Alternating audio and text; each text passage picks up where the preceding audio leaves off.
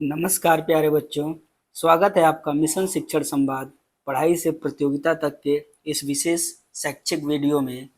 आज हम पढ़ेंगे जूनियर स्तर गणित से बेहद महत्वपूर्ण टॉपिक प्रतिशत, साधारण ब्याज और चक्रवृद्धि ब्याज। इन्हें क्रमशः परसेंटेज, सिंपल इंटरेस्ट और कंपाउंड इंटरेस्ट कहते हैं। आज हमको इन्हीं तीनों टॉपिक के बारे में पढ़ना है और ये तीनों टॉपिक राष्ट्रीय आय एवं योग्यता आधारित छात्रवृत्ति परीक्षा के लिए बेहद महत्वपूर्ण है, नवोदय परीक्षा के लिए बेहद महत्वपूर्ण है और विभिन्न प्रतियोगी परीक्षाओं की दृष्टि से अत्यंत महत्वपूर्ण है। तो चलिए इस वीडियो की शुरुआत करते हैं। प्रतिशत या परसेंटेज क्या है? प्रतिशत या परसेंटेज क्या है? तो प्रतिशत हमारा दो शब्दों से मिलकर के बना हुआ है। पहला शब्द है प्रति और दूसरा शब्द क्या है? शत। प्रति का मतलब होता है प्रत्येक और इस शत का मतलब होता है 100। अर्थात आसान शब्दों में कहा जाए तो प्रतिशत का मतलब होता है कि हर 100 में से कितना, यानी कि अगर 100 में से हमने 5 लिया तो ये 5 क्या हो जाएगा? 5% हो जाएगा। और इस प्रतिशत को दर्शाने के लिए हम एक विशेष चिन्ह का प्रयोग करते हैं और उसी चिन्ह को क्या कहते हैं? प्रतिशत बोलते हैं या परसेंटेज बोलते हैं। प्रतिशत।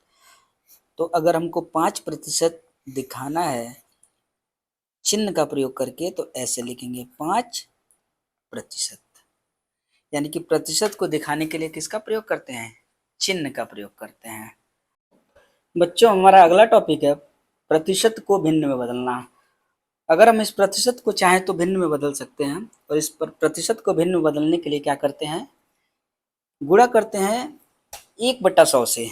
यानी कि अगर हमारे पास मान लीजिए है 25% और इस 25% को किस में बदलना है? भिन्न में बदलना है। तो इस 25% को भिन्न में बदलने के लिए क्या करेंगे? गुणा करेंगे। इस प्रतिशत चिन्ह को हटा करके 1/100 से गुणा कर देंगे, यानी कि 25 गुणे, अब इस प्रतिशत की जगह पे क्या आएगा? 1/100 आएगा। और जब इसको हल करेंगे तो 25 एकम 25, 25 चौको 100, यानी कि 1/4।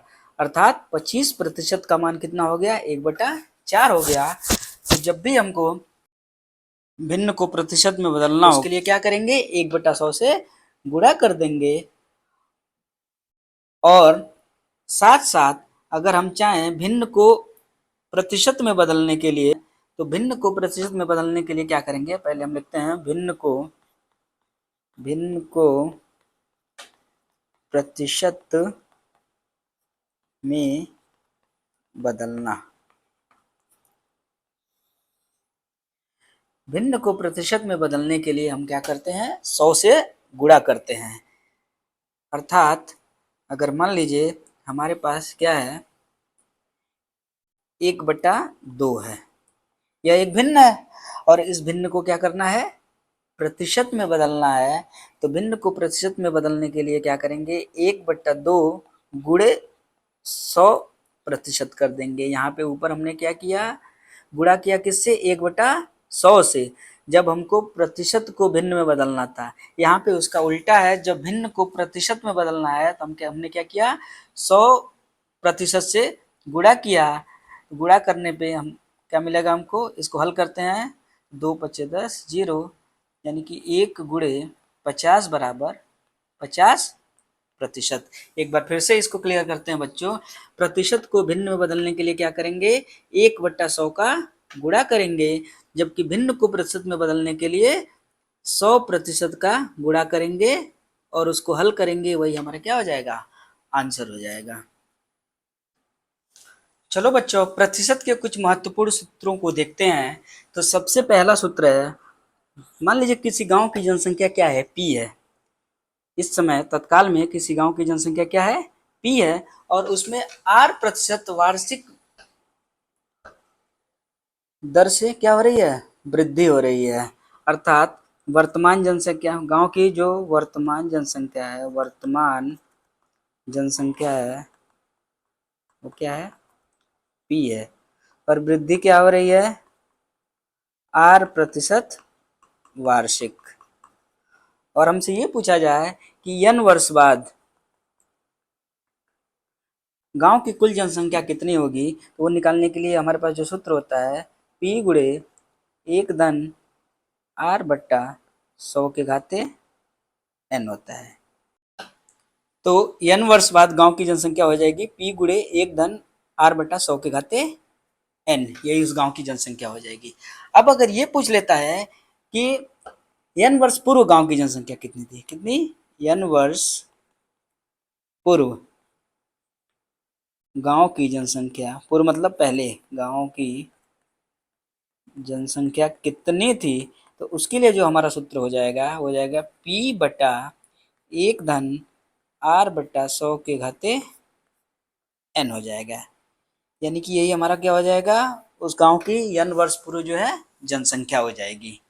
ये हमारा दूसरा जो महत्वपूर्ण सूत्र है, और ये दोनों सूत्र विभिन्न प्रतियोगी परीक्षाओं में पूछे जाते हैं और इनसे संबंधित प्रश्न भी पूछे जाते हैं। इसलिए इसको जो हमको बहुत ध्यान से देख करके और इस पर प्रैक्टिस करने की ज़रूरत है, तो आप लोग इस पर प्रैक्टिस ज़रूर करिएगा। बहुत महत्वपूर्ण है। यदि x जो है ये x y से p% अधिक है तो y x से कितने प्रतिशत कम होगा। ये प्रश्न जो है बहुत ही ज़्यादा पूछा जाता है।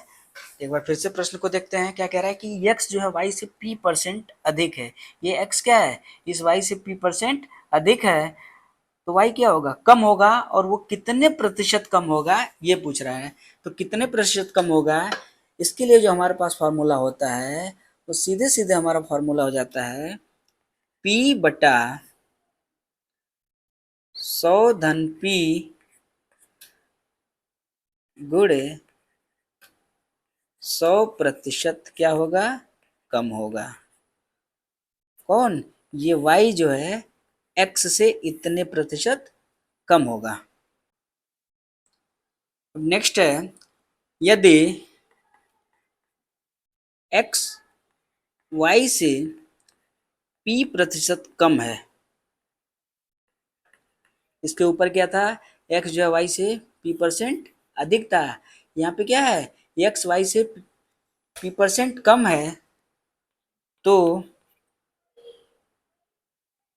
y x से कितने प्रतिशत अधिक होगा।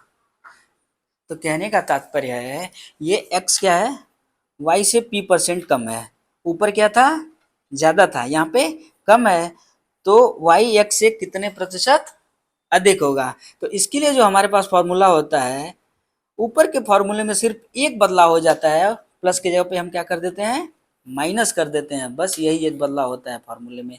तो नया हमारा फॉर्मूला क्या हो जाएगा, P/100 P गुणे 100% क्या होगा, अधिक होगा। तो इन दोनों फार्मूले में सिर्फ प्लस और माइनस का अंतर होता है। देखिए प्रश्न है 4/25 का प्रतिशत कितना होगा, और यह प्रश्न राष्ट्रीय आय एवं योग्यता आधारित छात्रवृत्ति परीक्षा 2020 में पूछा जा चुका है। तो इसी प्रकार के प्रश्न आते हैं, 4/25 का प्रतिशत कितना होगा। अभी मैंने वीडियो के शुरुआत में आपको बताया था कि अगर भिन्न को किसी में बदलना होता है, प्रतिशत में बदलना होता है, तो हम 100 से गुणा कर देते हैं। तो उसी के क्रम में 4/25 को क्या करेंगे, 100 से गुणा कर देंगे और इसको हल कर लेंगे। 25 एकम 25, 25 चौको 100, अर्थात 4 गुणे 4 बराबर 16% इसका उत्तर हो जाएगा। राष्ट्रीय आय एवं योग्यता आधारित छात्रवृत्ति परीक्षा 2014 में आया हुआ प्रश्न है, ए की आमदनी बी की आमदनी से 60% अधिक है, तो बी की आमदनी ए की आमदनी से कितने प्रतिशत कम है। क्वेश्चन में क्या कह रहा है, ए की जो आमदनी है वो बी की आमदनी से 60% ज़्यादा है, अधिक है। तो बी की आमदनी ए की आमदनी से कितने प्रतिशत कम होगी? अभी मैंने आपको एक सूत्र बताया है, तो प्रतिशत कम आमदनी बराबर क्या हो जाएगा? जो सूत्र हो जाएगा आर बटा 100 धन आर गुणे 100% क्या होगा? कम होगा, बराबर आर का मान कितना है? 60% है, तो 60 बटा 100 धन 60 गुणे 100 बराबर क्या हो जाएगा? 60 गुणे 100 बटा 160, सॉरी 160, इससे ये कट गया, 4 चौको 16, 15 चौको 60, यानी 150 बटा 4, यानी कि 37.5% क्या हो जाएगा? कम हो जाएगा, और यही हमारा क्या हो जाएगा? उत्तर हो जाएगा। बच्चों, हमारा अगला टॉपिक है साधारण ब्याज, जिसे हम सिंपल इंटरेस्ट इंग्लिश में बोलते हैं। तो सबसे पहले साधारण ब्याज होता क्या है? साधारण ब्याज या सिंपल इंटरेस्ट वह अतिरिक्त धनराशि है जो किसी व्यक्ति को मूलधन यानी कि प्रिंसिपल पर एक निश्चित दर और निश्चित समय के लिए प्राप्त होती है या देनी पड़ती है। अगर सरल शब्दों में कहा जाए तो जब हम किसी से पैसे उधार लेते हैं या बैंक में पैसे जमा करते हैं, तो उस पैसे के बदले जो अतिरिक्त धनराशि मिलती है या देनी पड़ती है, उसे क्या कहते हैं? ब्याज कहते हैं। यदि हर वर्ष ब्याज की गणना केवल मूलधन पर की जाए, किस पे की जाए? केवल मूलधन पे की जाए, तो उसी को हम क्या कहते हैं? साधारण ब्याज कहते हैं। साधारण ब्याज के कुछ मुख्य शब्द होते हैं जो कि मैंने ऊपर प्रयुक्त किया है, इनको देखते हैं, तब कंसेप्ट आपको क्लियर हो जाएगा। पहला जो मुख्य शब्द होता है मूलधन।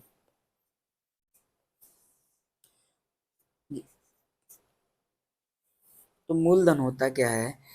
जितना पैसा हमने किसी से उधार लिया या निवेश किया, उसी को क्या कहते हैं? मूलधन कहते हैं। उदाहरण के तौर पर मान लीजिए, अगर हमने किसी से 10,000 रुपये उधार लिए, तो ये 10,000 रुपये क्या हो जाएंगे? मूलधन हो जाएंगे। उसके बाद जो अगला पद होता है दूसरा, उसे हम दर कहते हैं, और इस दर को आर से दर्शाते हैं, और यह दर क्या होता है? प्रतिशत में होता है।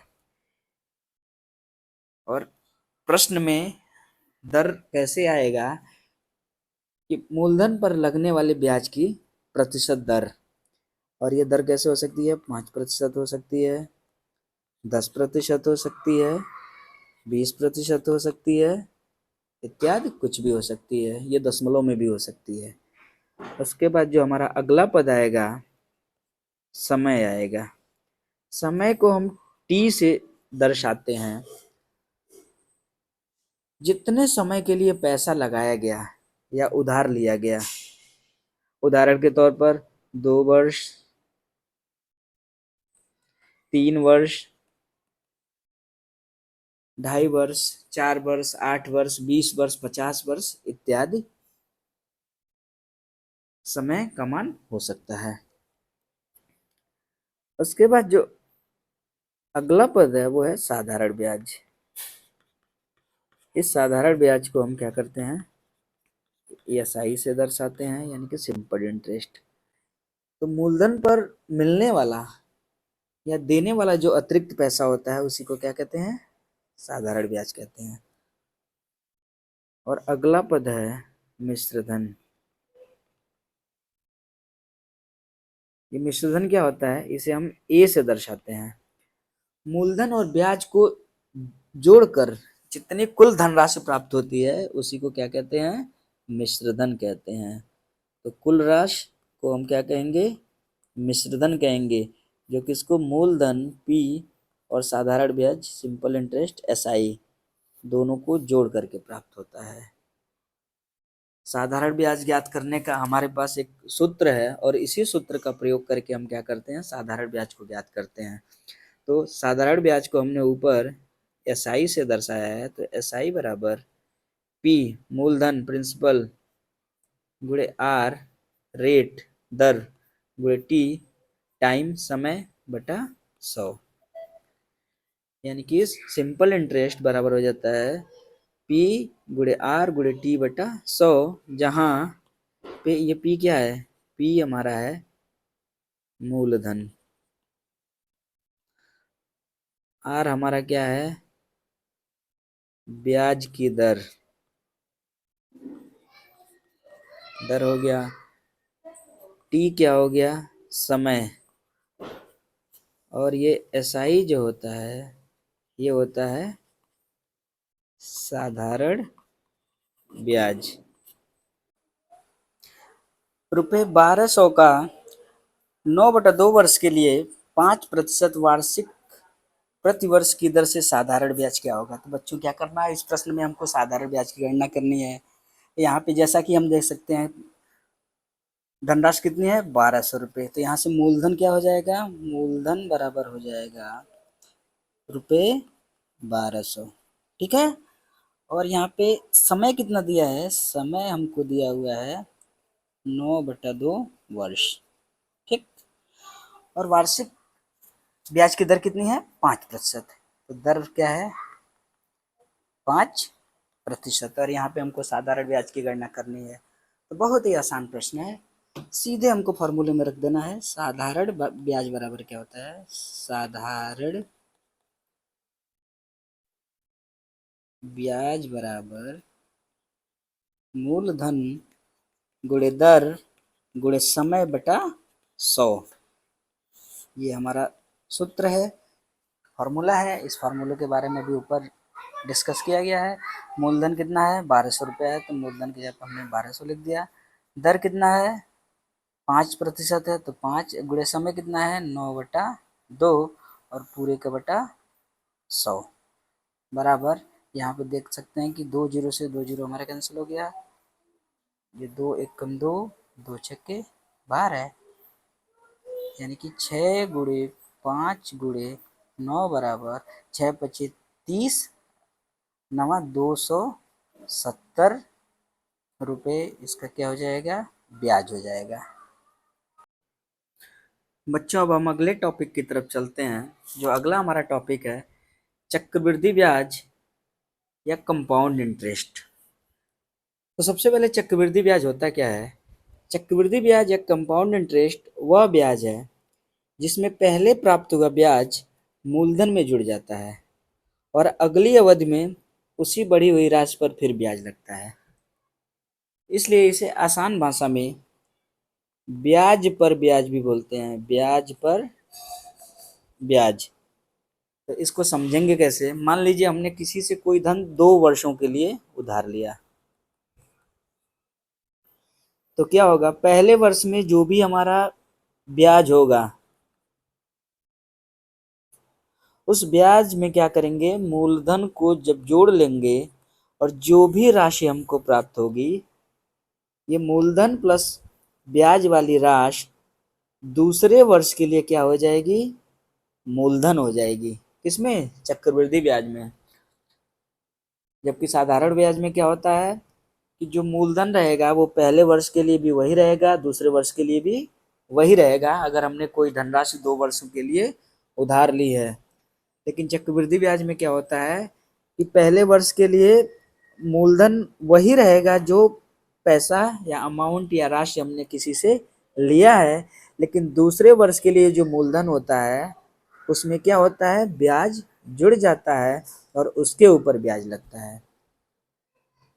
साधारण ब्याज में हर बार केवल मूलधन पर ब्याज लगता है, जबकि चक्रवृद्धि ब्याज में क्या होता है, मूलधन प्लस पहले का ब्याज, इससे जो नई राशि मिलती है उस नई राशि पर जो है ब्याज लगता है। चक्रवृद्धि ब्याज का जो सूत्र होता है, चक्रवृद्धि ब्याज का सूत्र हो जाता है चक्रवृद्धि ब्याज बराबर चक्रवृद्धि मिश्र धन माइनस मूलधन। यानी कि अगर हमको चक्रवृद्धि ब्याज की गणना करनी है तो चक्रवृद्धि मिश्र धन में से हमको क्या करना होगा, मूलधन को घटाना होगा। और इस चक्रवृद्धि मिश्रधन की गणना कैसे करते हैं? चक्रवृद्धि मिश्रधन बराबर हो जाता है मूलधन गुणे एक धन दर बट्टा 100 के घाते समय। अर्थात चक्रवृद्धि ब्याज की गणना करने के लिए हमारे पास मूलधन होना चाहिए, दर होना चाहिए और समय होना चाहिए। और इस सूत्र में मूलधन, दर और समय का मान रख करके हम चक्रवृद्धि मिश्रधन की गणना करते हैं। और चक्रवृद्धि ब्याज की गणना करने के लिए इस मिश्रधन में से मूलधन को घटा देते हैं। यदि किसी राशि पर जो चक्रवृद्धि ब्याज है, चक्रवृद्धि ब्याज C और साधारण ब्याज यस है, मान लीजिए क्या है, साधारण ब्याज यस है, तो दोनों का अंतर कितना हो जाएगा? दोनों का अंतर बराबर हो जाएगा C माइनस यस पहले वर्ष के लिए।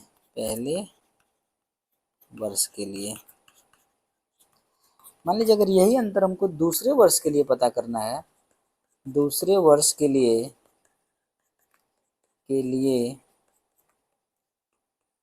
अंतर बराबर क्या हो जाएगा बच्चों? P गुणे R बट्टा 100 का वर्ग। ये क्या हो जाएगा? चक्रवृद्धि ब्याज और साधारण ब्याज में 2 वर्षों का अंतर के लिए हमारा फॉर्मूला है। चलिए इसी से संबंधित एक प्रश्न भी कर लेते हैं। प्रश्न हमारा है,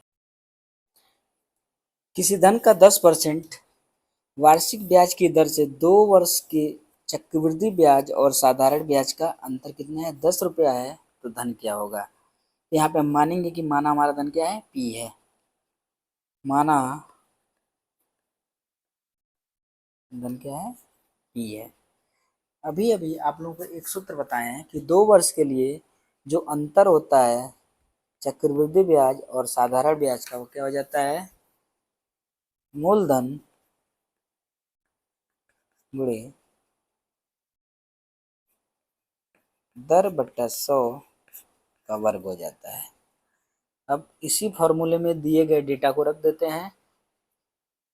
मूलधन हमारा क्या है? P है, ये हमको ज्ञात करना है। दर हमारा कितना है? 10% है, तो 10 रखते हैं बट्टा 100 का वर्ग। और अंतर कितना दिया हुआ है? 10 रुपया दिया हुआ है, तो अंतर यहाँ पे रख देते हैं।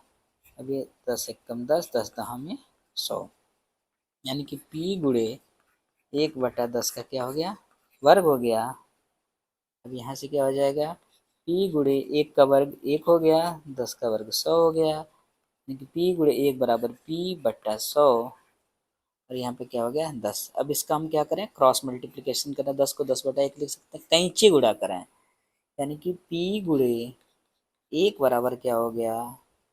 10 गुणे 100, यानी कि P गुणे 1 बराबर P और 10 गुणे 100 बराबर 1000 रुपया। अर्थात मूलधन कितना हो गया? 1000 रुपया हो गया। और बच्चों ये प्रश्न जो है राष्ट्रीय आय एवं योग्यता आधारित छात्रवृत्ति परीक्षा में पूछा जा चुका है, जो कि 2023 में आया हुआ था ये प्रश्न। चलिए अब अगले प्रश्न की तरफ बढ़ते। राष्ट्रीय आय एवं योग्यता आधारित छात्रवृत्ति परीक्षा 2020 का प्रश्न है, वह धन जिस पर 6% वार्षिक दर से 3 वर्ष व 6 वर्ष के ब्याजों का योग 270 रुपया है, तो वह धन क्या होगा? कहने का मतलब यह है कि 6% वार्षिक ब्याज की दर से एक बार 3 वर्ष के लिए ब्याज लिया जा रहा है और एक बार 6 वर्ष के लिए ब्याज लिया जा रहा है, और दोनों का योग 270 है। यानी कि मान लेते हैं धन हमारा P है। धन क्या है? माना